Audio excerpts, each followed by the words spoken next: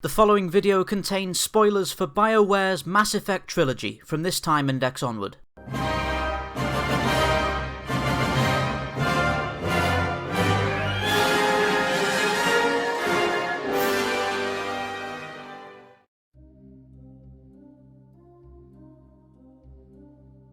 The galaxy has never faced a threat more absolute than that posed by the Reapers, ancient sentient starships from beyond the galactic rim, and the architects of an all-encompassing plan to harvest the sentient life of the galaxy through a cycle of purges that has continued for millennia beyond counting. Most well known to the people of the galaxy are the massive Reaper capital ships which make up the majority of the Reaper Armada. Named Sovereign class by the Systems Alliance after the first Reaper encountered, even a single vessel of this kind can tear most Alliance or Citadel Council fleets to ribbons and shear through the hull plating of even the largest dreadnoughts in a single hit. Standing 2 kilometers tall on a planet's surface and equally intimidating in space, the Sovereign class Reaper bears the shape of a colossal squid or cuttlefish, with many of its powerful weapons mounted upon the tips of the vessel's tendrils. The ship's articulate frame allows it to literally grapple with other vessels in combat, tearing the plating from their hulls and cutting into them with weapons fire. The sheer scale and terrifying visage of the Reaper is perhaps its most dangerous weapon of all, especially in surface-based combat, where its size alone makes victory against it seem impossible. The extinction cycle perpetuated by the Reapers also serves as their means of reproduction. In each cycle, a race is harvested to produce a single capital-sized Reaper,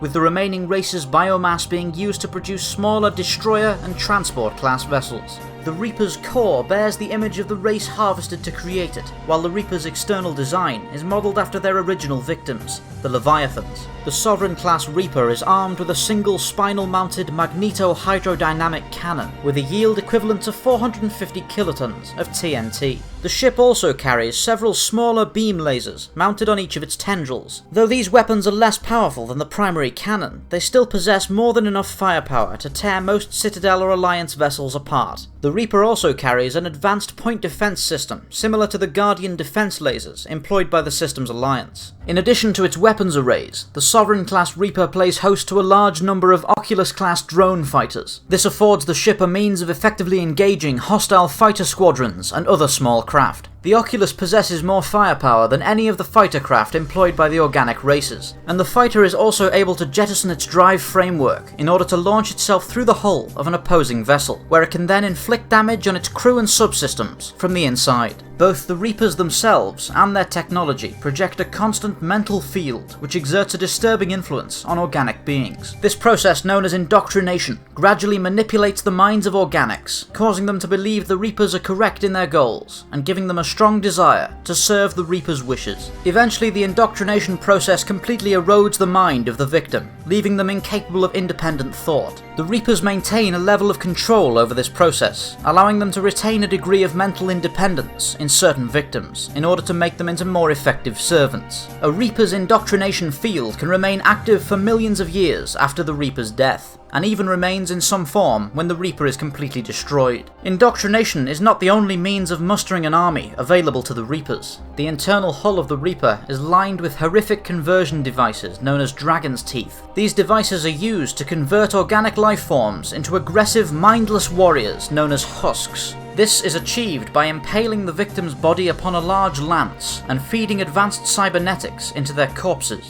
A Reaper is able to produce husks at an extremely fast pace, and so long as victims remain available to be used as fuel, a Reaper will rarely exhaust its supply of expendable troops. Throughout the Reaper War, Sovereign-class Reapers were responsible for the deaths of countless billions of organics and the subjugation of dozens of worlds. Though their kind was eventually defeated, the Reaper's effect on the people of the galaxy would never fade, instilling in the minds of organics an undeniable awareness that they could never be truly prepared for what may be waiting beyond the galaxy's edge. Thank you for watching Spacedock. Please remember to like, subscribe and share for more science fiction spacecraft summaries. And if there's a particular spacecraft you'd like to see looked at, let me know in the comments below and I'll get right on it.